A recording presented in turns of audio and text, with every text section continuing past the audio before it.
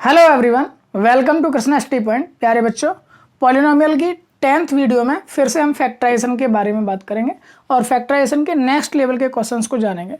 सबसे पहले आज हम जानेंगे क्वाड्रेटिक इक्वेशंस के फैक्टर्स को कैसे करेंगे। चलिए, quadratic equation ax² + bx + c = 0 इस टाइप की फॉर्मेट में मिलती हैं। तब ऐसे सिचुएशन में हमको इस b के फैक्टर करने होंगे। इस पूरी प्रक्रिया से गुजरने से पहले मैं आपको कुछ प्रैक्टिस करा देना चाहता हूँ। वो प्रैक्टिस के लिए कुछ क्वेश्चंस मैंने लिखे हैं, उन क्वेश्चंस को आपको सॉल्व करना है जो आपकी स्क्रीन पर आ रहे हैं। ये कुछ क्वेश्चंस मैंने लिए हैं। कुछ क्वेश्चंस क्या हैं पहले बहुत अच्छे से आपको समझना है और समझने के बाद में फिर आपको इनके सॉल्यूशंस के बारे में बात करनी है। पहले ध्यान से समझिएगा, मैं आधे आधे पार्ट में करूँगा। पहले आप इन दोनों को देखेंगे गौर से और फिर चीज़ों को ध्यान से समझाएंगे। a + b = 8 यानी कि दो संख्याएं आपको ऐसी सोचनी है जिनका योगफल 8 आए और उनका गुणा करने पर 16 आए। ठीक है, जिनको जोड़ने पर 8 आए, प्लस करने पर 8 एंड मल्टीप्लिकेशन करने पर 16 आना चाहिए। तो आप बताइए ज़रा, आपको दो संख्याएं ऐसी सोचनी है जिनको प्लस करने पर 8, मल्टीप्लिकेशन करने पर 16 आए। अभी इसको मत आप सोचिएगा, मैं केवल इन दो की बात कर रहा हूँ। कोई दो संख्याएं ऐसी जिनको प्लस करने पर 8, मल्टीप्लाई करने पर 16 आए। तो देखिए ज़रा, 8 किस किस को प्लस करने पर आएगा? 6 + 2 को आ सकता है, 4 + 4 को आ सकता है, लेकिन 6 और 2 को मल्टीप्लाई करेंगे तो 16 नहीं आएगा। 4 और 4 को मल्टीप्लाई करेंगे तो 16 भी आएगा। ये बिल्कुल करेक्ट आंसर है। तो यहाँ पर आपके आंसर्स हो गए 4,4। ओके, आई थिंक आपको ये बात समझ में आ गई, 4,4। अब साथ ही साथ में आपको यहाँ पर दो नंबर्स ऐसी सोचनी है जिनको मल्टीप्लाई करने पर तो 16 आए, लेकिन माइनस करने पर 6 आना चाहिए। तो अब बताइए ज़रा कि मल्टीप्लाई करने पर 16 और माइनस करने पर 6, तो वो 8 × 2 है।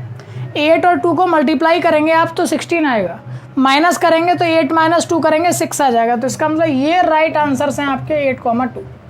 क्लियर है वाली बात। इस तरीके से ये दो फॉर्मेट में क्वेश्चंस हैं। आप पहले एक फॉर्मेट के करिएगा, फिर दूसरे फॉर्मेट के करिएगा। ये बीच वाली लाइन इसके लिए भी यूज़ होगी और इसके लिए भी यूज़ होगी। ये कुछ क्वेश्चंस मैं आपके लिए छोड़ दूंगा। ये आप लाइन ऐसे मत खींच देना, मैं थोड़ा सा आलसी हूँ तो मैंने इसलिए ये लिख दिया है। बार बार आपको a + b ही लिखना है, मुझे बार बार लिखना पड़ता है, इसलिए मैंने ये लाइन ऐसे ड्रॉ कर दी। ये मेरी फ़ारसी है, मैथमेटिक्स की लैंग्वेज फ़ारसी है, आपको समझ में आ रही होगी यहाँ क्या लिखा हुआ है। चलिए बात करता हूँ अगले क्वेश्चन की। a + b = 12 है, a × b = 20 है। तो इन दोनों के लिए दो संख्याएं ऐसी ढूंढनी है जो a और b यानी कि जोड़ने पर तो 12 आए और गुणा करने पर 20 आए।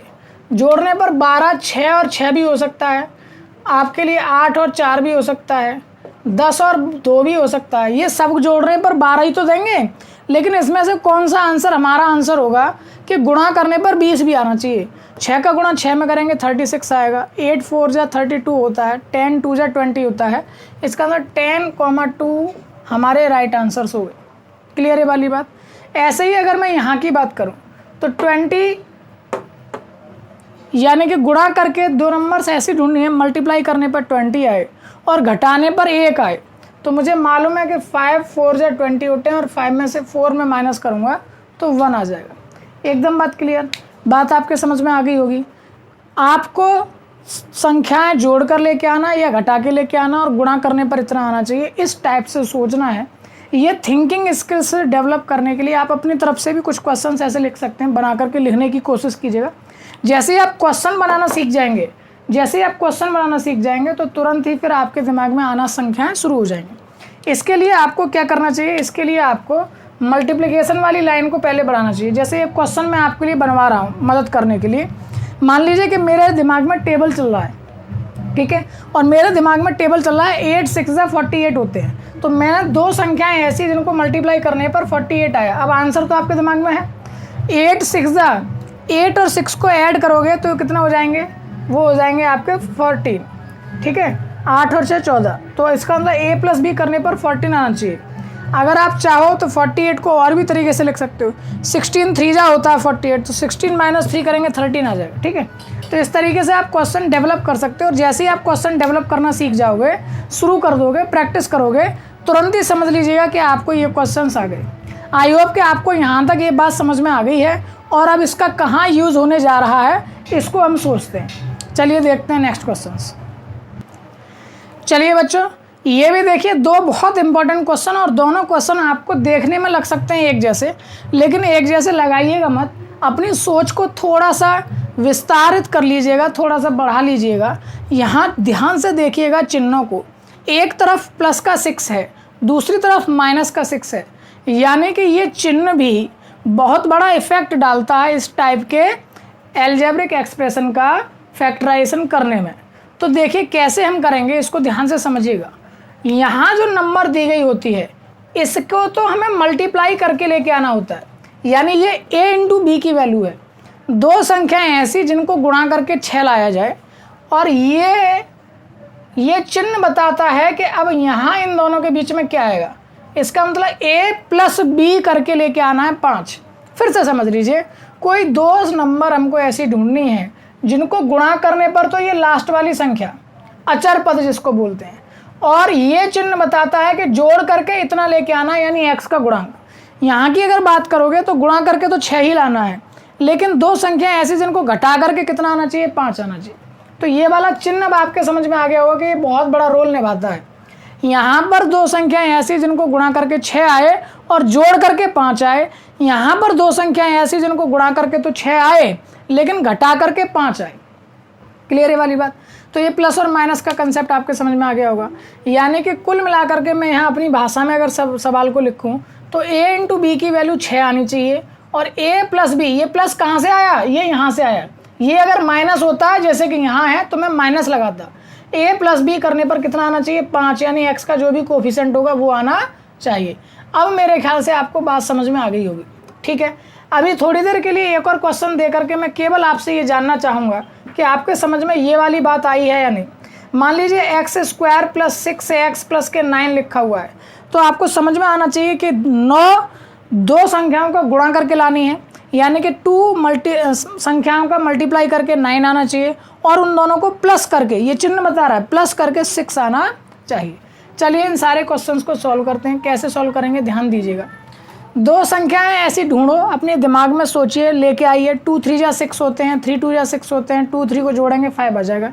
ले लीजिए एक्स स्क्वायर प्लस 5 को लिखेंगे 2 प्लस 3। जिन संख्याओं को जोड़ करके आपने सोचा है और उन्हीं को गुणा करके भी लिखा है आपने। क्लियर। मुझे आंसर्स मिल गए थे कि ऐसी वो संख्याएं 2 और 3 हैं जिनको गुणा करने पर तो 6 आएगा और जोड़ने पर 5 आएगा। तो बस जिस फॉर्मेट में आपने लिखा है बस उसी को उस फॉर्मेट में लिख देना है। 5 को मैं लिख सकता हूँ 2 प्लस 3, और 6 को लिख सकता हूँ 2 इंटू 3। चलिए मल्टीप्लाई कीजिए। एक्स स्क्वायर प्लस 2 का x के साथ 2x प्लस 3 का x के साथ 3x प्लस 2 इंटू 3। बात समझ में आ गई होगी। अब कॉमन लेना अभी आपको लास्ट वीडियोज में सिखाया था। इन दोनों में से x कॉमन आएगा, एक x यहाँ बचेगा, प्लस का 2 यहाँ बचेगा। इन दोनों में से प्लस का 3 कॉमन, x यहाँ बचेगा, प्लस का 2 यहाँ बचेगा। आई होप कि आपको यहाँ तक बात समझ में आ रही होगी। x प्लस 2 यहाँ भी है, x प्लस 2 यहाँ भी है, दोनों में से ले लिया आपने कॉमन। कॉमन ले लेंगे तो यहाँ बचेगा आपका x और यहाँ बचेगा प्लस का 3। That is right answer of this question. Same तरीके से आप यहाँ की बात करते हैं। दो संख्याएं ऐसी जिनका गुणा करके तो लेके आना 6 और साथ ही साथ में उनको घटाने पर आना चाहिए 5। तो मुझको पता है मैं 3 2 जा 6 कर सकता हूँ, लेकिन 3 में से 2 को घटाऊंगा तो 5 नहीं आएगा। ध्यान से समझिएगा इसको, बहुत सारे बच्चे गलत कर देते हैं और कई बार ये बात आपको पता भी नहीं चल पाती है। ये चिन्ह डिपेंड करता है फैक्टराइजेशन पर, फैक्टराइजेशन को प्रभावित करता है, इफेक्टेड करता है ये चिन्ह। दो संख्याएं ऐसी जिनको मल्टीप्लाई करने पर 6 आए लेकिन सब्ट्रैक्ट करने पर, माइनस करने पर 5 आना चाहिए। 5 आना चाहिए तो बताइए ज़रा दो संख्याएं कैसी हो सकती हैं। तो मुझे मालूम चला कि 6 1 जा 6 होता है और 6 में से 1 को अगर माइनस करूँगा तो 5 आएगा। 6 1 जा 6 यानी 6 का गुणा 1 में करूँगा तो 6 आएगा, और 6 में से 1 को माइनस करूँगा तो 5 आएगा। कर लीजिए ज़रा। 5 को घटाकर लिखना है, यानी 6 माइनस 1, x माइनस का 6। 6 को भी कैसे, 6 इंटू 1। अब इसको सॉल्व कर लीजिए। X square plus 6x minus का x माइनस के 6 इंटू 1। इन दोनों में से कुछ कॉमन है, हाँ जी, क्या, x प्लस कौन बचेगा, 6, x प्लस 6 बचेगा। x दोनों में से कॉमन लेने पर यहाँ आपको दिख रहा हो कुछ भी कॉमन नहीं है। कुछ भी कॉमन नहीं है तो हमने बहुत अच्छे से सिखाया था, जिसका कोई नहीं उसका भगवान होता है। भगवान होता है और ये दोनों नकारात्मक हैं, असुर हैं। असुर हैं तो असुरी शक्ति कॉमन ले लीजिए भगवान जी के साथ, कौन बचा x plus six. x plus six को भी आप फिर से कॉमन निकाल लीजिए, बचेगा आपके पास x minus one. That is the right answer of this question. ये फैक्टराइजेशन हो रहा है जी, ये हो रहा है एल्जेब्रिक एक्सप्रेशन का फैक्टराइजेशन। ये देखो एल्जेब्रिक एक्सप्रेशन का फैक्टराइजेशन हो रहा है जी। वीडियो आपको पसंद आ रही है तो लाइक कर दें, लाइक करना ना भूलें, और आप अपने दोस्तों को शेयर भी कर सकते हैं अगर आपको वीडियो पसंद आ रही है। X square plus six x plus nine. अगर आप चैनल पर नए हैं तो चैनल को सब्सक्राइब कर लें और बेल आइकन दबा लें।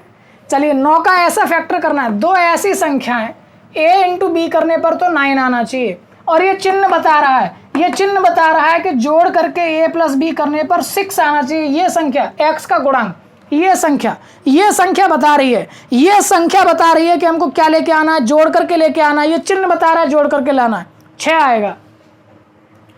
चलिए मुझे पता चला कि दो संख्याएं ऐसी कौन सी हैं जिनको गुणा करने पर तो 9 आना चाहिए। तो एक तो 9 एकम 9, ठीक है, या 3 तिया 9। ये मेरे अपने पढ़ने के तरीके हैं भैया, आप लोग जैसे भी टेबल जानते हो। a प्लस बी बराबर 6, यानी कि दोनों को जोड़ करके 6 आना चाहिए। 9 और 1 तो जोड़ेंगे भैया 10 हो जाएंगे। इसका मतलब ये तो आंसर नहीं है। 3 और 3 को जोड़ेंगे 6 हो जाएंगे। और जी मिल गया आंसर, यही है, वो पकड़ लो, यही है सोनू मानू, यही है आंसर बस। 3 और 3 यानी कि x square plus 3x plus 3x plus 3 जा 9, ठीक है। देखो जी मैंने एक लाइन अब शॉर्ट कर दी। अब मैंने ऐसे ब्रैकेट में नहीं लिखा और आगे से मैं ऐसे ही लिखूंगा, ब्रैकेट में लिख करके मैं ऐसे लिखूंगा सीधा अगली लाइन, यानी ये वाली लाइन, ठीक है। तो बस उसी के हिसाब से काम करना है। अब आपको x कॉमन ले लेना है तो x प्लस का 3 बच गया, प्लस 3 कॉमन ले लेना है तो x प्लस का 3 बच गया। जो भी चैनल पर बहुत छोटे बच्चे या कोई न्यू हैं तो वो चैनल को सब्सक्राइब कर लें, और 9th या 10th में हैं तो आपके लिए यहाँ से समझ में आ सकती हैं, कोई प्रॉब्लम नहीं है। अगर आप 8th में हैं या 7th में हैं और फैक्टराइजेशन सीखना चाह रहे हैं तो आप बेसिक मैथ की सीरीज से फैक्टराइजेशन को सीखिएगा, यहाँ से नहीं सीखिएगा। चलिए x प्लस 3 को भी आप कॉमन निकाल लीजिए और बच जाता है सवाल आपके पास x प्लस 3 फिर से, या इसको कह सकते हैं कि ये x प्लस 3 का हो गया जी whole square. That is the right answer of this question. आपने देखे कि किस प्रकार से हम 3 सवालों को एल्जेब्रिक एक्सप्रेशंस को फैक्टराइजेशन के फॉर्म में लेके आए। किस रूल से? वही कि लास्ट वाली संख्या के गुणा करके लेके आना है और उससे जस्ट पहले वाले चिन्ह के आधार पर x के गुणांकों को लेके आना है। दो संख्याएं ऐसी हमको ढूंढनी है। अब आप कहेंगे बार बार सर दो ही संख्या क्यों आई? ये भी एक प्रश्न है, मैं कई बार बच्चों से पूछ लेता हूँ जब कहीं वो बाहर से कहीं पढ़कर आते हैं, आपने दो ही संख्या क्यों ऐसी ढूंढी? आपने 3 क्यों नहीं कहा कि 3 संख्याओं को गुणा करके ये आना है और जोड़ करके इतना आना है? 4 क्यों नहीं कहा जी? 5 क्यों नहीं कहा? तो मैं आपको बता दूं 4 या 5 का या 3 का कंसेप्ट इसलिए नहीं है क्योंकि ये है क्वाड्रेटिक इक्वेशन, x की घात है यहाँ सर्वोच्च 2, इसलिए ये कहलाता है द्विघात समीकरण।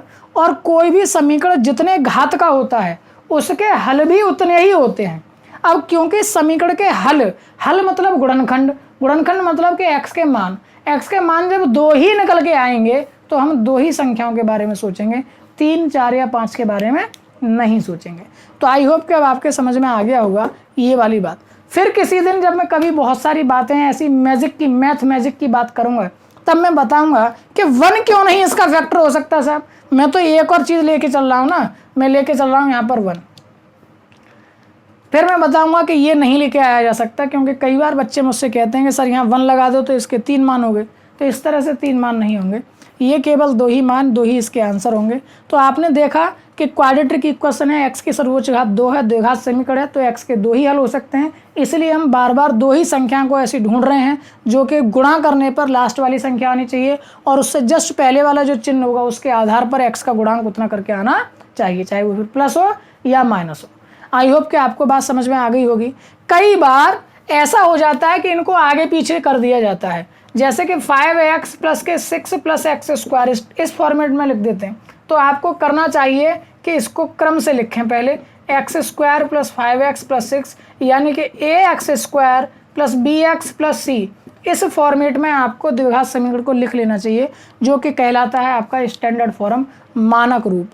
आई होप कि आपको आज यहाँ इतना काम समझ में आ गया होगा। मैं बस कुछ क्वेश्चंस आपको दे रहा हूँ, कुछ क्वेश्चंस प्रोवाइड करा रहा हूँ, बस ये क्वेश्चंस आपको करने हैं, प्रैक्टिस इससे आपकी हो जाएगी, ठीक है। और नेक्स्ट वीडियो में इससे आगे की बात करेंगे। फैक्टराइजेशन बहुत बड़ा है, मैं छोटे छोटे से टॉपिक लेकर के आपको डिलीवर कर रहा हूँ, ताकि फैक्टराइजेशन बहुत बेसिक मैथमेटिक्स है, बहुत ज़्यादा, जो कि 9th 10th के लिए आपको आगे बहुत काम में आने वाला है। इसीलिए मैं इसको बहुत डिटेल में आपको पढ़ा रहा हूँ। आप बहुत अच्छे से इनको सीखते चलिए और जितना काम मैं आपको दे रहा हूँ होमवर्क का वो ज़रूर करते चलिए। प्रैक्टिस के लिए क्वेश्चन दे रहा हूँ, 3 क्वेश्चन मैंने आज आपको करा दिए हैं। चलिए पहला क्वेश्चन है आपके लिए, x² + 6x प्लस, माइनस करवा लेते हैं इस बार, माइनस के x² + 6x माइनस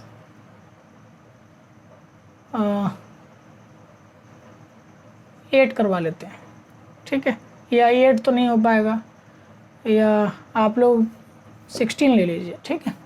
अब आप कर लेंगे, यानी 16 के ऐसे 2 फैक्टर करने हैं कि मल्टीप्लाई करने पर तो 16 आए और माइनस करने पर 6 आए। मैं आंसर आपको अभी थोड़ी देर के लिए बता देता हूँ। 8 × 2 = 16, 8 दूनी 16, ठीक है। दूसरा question, x² + 6x plus, minus ले लेते हैं 40 के ऐसे फैक्टर गुणा करने पर तो 40 आए, घटा करके 6 आए, 10 चौक 40। मैंने कुछ आंसर्स आपको बता दिए, 10 4 = 40 होते हैं। नेक्स्ट क्वेश्चन,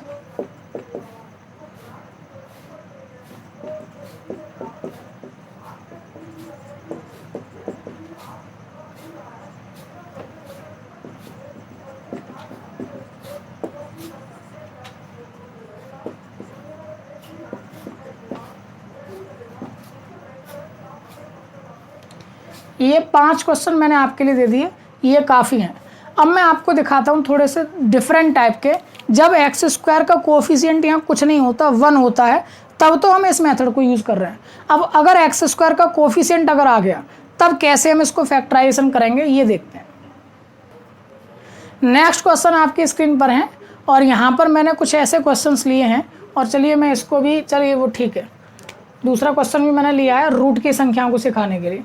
जब जब आपके पास x² का कोफिशिएंट दिया होगा, तो आप इस लास्ट वाले कोफिशिएंट यानी कांस्टेंट टर्म को आप मल्टीप्लाई करेंगे x² के कोफिशिएंट से। हमेशा जब भी आपके पास कोई कांस्टेंट टर्म होगा और x² का कोफिशिएंट है, तो इसी को करेंगे। अब आपको ये लगेगा कि सर ये क्या नया है, ये नया नहीं है, एक्चुअली में पोजीशन तो यही है। लेकिन प्रॉब्लम क्या होती है, प्रॉब्लम ये है कि हम जब इसको इस फॉर्मेट में लेके आते हैं, तो वहाँ पर x² का कोफिशिएंट 1 होता था, जो इससे पहले हमने किया था सवाल। मान लीजिए यही सवाल x² + 5x + 6 होता, तब भी हम इसको यही फॉर्मेट में कर रहे थे, लेकिन यहाँ क्योंकि गलती से 1 है, तो वो आएगा तो उतना ही, इसलिए हमने इस स्टेप को वहाँ एब्स्ट्रैक्ट कर दिया था, गायब कर दिया था, छोड़ दिया था। वास्तव में आप वहाँ पर भी ये काम कर रहे होते हैं, लेकिन क्योंकि कोफिशिएंट 1 है तो कुछ भी इफेक्ट नहीं पड़ता। अब जब कोफिशिएंट है तो इफेक्ट पड़ेगा, और इफेक्ट पड़ेगा तो आपको करना पड़ेगा। तो आपको दिख रहा है कि 2 3 = 6, यानी कि मल्टीप्लाई करने पर जो नंबर आएगी, अब वो नंबर यहाँ पर काम करेगी। इसको चेंज नहीं करना है, आपको चेंज नहीं करना है, लेकिन अपने दिमाग में ये रखना है कि आपको इस 6 के फैक्टर करने हैं। 6 के लिए आपको 2 संख्याएं ऐसी ढूंढनी है कि प्लस करके 5 आए, तो लेके आइए साहब 3x²। 6 के लिए ऐसी संख्या कि जोड़ करके तो 5 और गुणा करके 6। फिर से बता रहा हूँ, हम 2 के नहीं फैक्टर कर रहे, 2 का गुणा करा हमने 3 के साथ, तो 2 तिया हो गए 6।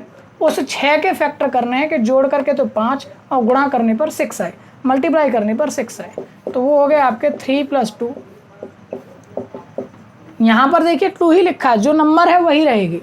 आपने बस दिमाग में अपने फंडा बनाया कि क्या है, 6 के फैक्टर करना है। 3x² + 3x + 2x + 2, इस x का गुणा करा है मैंने 3 के साथ और 2 के साथ। अब इसमें से कॉमन निकाला आपने 3x, तो बचेगा x + 3 + 2 कॉमन, तो x + 1। 3x कॉमन लिया था ना, तो x + 1 बचेगा। 3x पूरा कॉमन चलेगा, जहाँ कुछ नहीं तो मैं भगवान जी, यानी कि 1, ठीक है। तो x + 1 को आपने फिर से कॉमन ले लिया, तो 3x + 2, तो वहाँ यही आपके आंसर्स हो गए, ठीक है। अब चलिए यहाँ की बात करता हूँ मैं, रूट वाले संख्याओं को कैसे सॉल्व करते हैं। कई बार बच्चे रूट की संख्याओं से डर जाते हैं। बस एक कंसेप्ट याद कर लो कि रूट का गुणा जब रूट में करते हैं तो रूट हो जाता है, सब खत्म। √3 × √3 का मतलब 3 होता है। √a × √a का मतलब क्या होता है बेटा, a होता है, ठीक है। ये पॉजिटिव संख्याओं के लिए है। बस आप कभी ऐसा मत करने लग जाना कि माइनस के √3 इंटू माइनस के √3 इजकल टू भी फिर आप कहने लग जाओगे साहब -3। ऐसा मत करने लग जाना बच्चे, ठीक है। ये कॉम्प्लेक्स नंबर में आपको पता चलेगा क्यों ऐसा कहा था। चलिए बात करते हैं यहाँ पर x² माइनस के √3x माइनस के 6 इसके फैक्टर कैसे करेंगे। तो 6 के ऐसे फैक्टर करने हैं कि घटा करके √3 लेके आना है, ठीक है। अब देखिए आप फिर कहेंगे कि सर आपने यहाँ तो मल्टीप्लाई किया है, मैंने बच्चे मल्टीप्लाई यहाँ किया है, क्योंकि यहाँ 1 है तो कोई इफेक्ट नहीं पड़ा। तो अब 6 के ऐसे फैक्टर के घटा करके कितने आए, √3 आए। अब ये संख्या एक्चुअली में वही बन गई है वापस, तो हम कह पा रहे हैं कि इसके फैक्टर कर रहे हैं, जबकि इसके नहीं कर रहे हैं, बल्कि इसके और इसके मल्टीप्लाई करने पर जो संख्या आ रही है उसके कर रहे हैं। वो 6 ही है, क्योंकि यहाँ 1 से मल्टीप्लाई किया गया। तो 6 के ऐसे फैक्टर के घटा करके ये आए। तो देखिए ज़रा x², अब देखो 6 के गुणनखंड करने हैं तो 6 आता है, 2 3 6। अब लेके आना मुझे √3, तो वो √3 और इंटू √3, ठीक है। ये संख्याएं आ गई, तो 2 √3 और 1 √3 ऐसे बन जाएगा। तो हमको क्या करना है, घटा करके लेके आना है, √3 लेके आना है 1, तो 2 √3 में से घटा दो 1 √3 को और बन जाएगा 1 √3, ठीक है। मल्टीप्लाई करो ज़रा, x² माइनस के 2 √3x, माइनस माइनस होता है प्लस और √3x। और इस 6 को कैसे लिख सकते हैं, अभी जो लिखा था 2 √3 इंटू √3, ऐसे तो लिखा था अभी। अब इसमें से कॉमन ले लो, x इसमें से कॉमन, तो x माइनस के 2 √3 प्लस √3 इसमें से कॉमन, तो x माइनस के 2 √3। अब x माइनस के 2 √3 फिर से कॉमन और आंसर आपका आ गया x प्लस के √3। आई होप कि आपको यहाँ तक बातें समझ में आ गई हैं। कुछ क्वेश्चंस और मैं दे रहा हूँ आपको करने के लिए। 5 क्वेश्चन पिछले थे, 5 मैंने ये करा दिए, इनको दोबारा करिएगा, अपने आप प्रैक्टिस करिएगा। 6 वाला questions, 2x² plus 5x minus के 3, 7 3x² प्लस 6x प्लस का 3, 8 एक रूट का भी क्वेश्चन दे देता हूँ जिससे कि आप लोग थोड़ी सी प्रैक्टिस कर पाएंगे। x² प्लस 2 √3x माइनस के 24, 9 x² माइनस के 2 √2x माइनस के 30 और 10 लास्ट x² प्लस के 5 √5x और प्लस के 30। तो आप ये क्वेश्चंस प्रैक्टिस कर सकते हैं। प्रैक्टिस करने के साथ साथ आप स्क्रीनशॉट ले लीजिएगा या नोट डाउन कर लीजिएगा, वीडियो को पॉज करके कर लीजिएगा और इन क्वेश्चंस को प्रैक्टिस कीजिएगा। नहीं होते हैं तो आप टेलीग्राम का लिंक दे रखा है डिस्क्रिप्शन बॉक्स में, तो वहाँ से आप जुड़िए टेलीग्राम ग्रुप में और टेलीग्राम ग्रुप में आप क्वेश्चंस को पूछ सकते हैं, लाइव क्लास भी ले सकते हैं। तो ये हो गया। इसके बाद में अब हम क्यूबिक इक्वेशन को सॉल्व करेंगे, कैसे उसके फैक्टराइजेशन करेंगे, जो कि हमारा मेन मोटिव है पॉलिनोमियल तक पहुंचने का। अब आपने देखा होगा कि फैक्टराइजेशन का काफ़ी सारा पार्ट हमने ले लिया है और बेसिक से अगर फैक्टराइजेशन को पढ़ना है तो बेसिक मैथ्स की सीरीज़ में पढ़िएगा, वहाँ पर फैक्टराइजेशन को 2 वीडियो में कंप्लीट करेंगे। तो ये आपने देखा कि फैक्टराइजेशन को हेल्प से अब हम पहुँचेंगे पॉलिनोमियल के फैक्टराइजेशन तक, तो वहाँ उसकी डिस्कस करेंगे। फिर उसके बाद में लीनियर इक्वेशन को सॉल्व करेंगे, फिर क्वाड्रेटिक इक्वेशंस को सॉल्व करेंगे दूसरे तरीके से, ठीक है। चलिए, तो इसी प्रकार से अगर वीडियो आपको इसी तरह से हेल्पफुल लगती है, पसंद आती हैं, तो लाइक और शेयर करना ना भूलें। साथ ही साथ आप अपने दोस्तों को, सहपाठियों को बता सकते हैं अगर उनको ये चैनल की वीडियोस से मैथमेटिक्स पढ़ने में आसानी हो सकती है, हेल्पफुल लगती हैं, तो चैनल को सब्सक्राइब ज़रूर करें और आप लोग भी दूसरों तक इसी प्रकार से वीडियोस को पहुंचाएं ताकि वीडियो को समय से लोग देखते रहें और इस कोविड-19 जैसी महामारी के दौरान इतने गंभीर समय में सब लोग अच्छे से पढ़ सकें। Stay home, stay happy, study hard. Bye bye.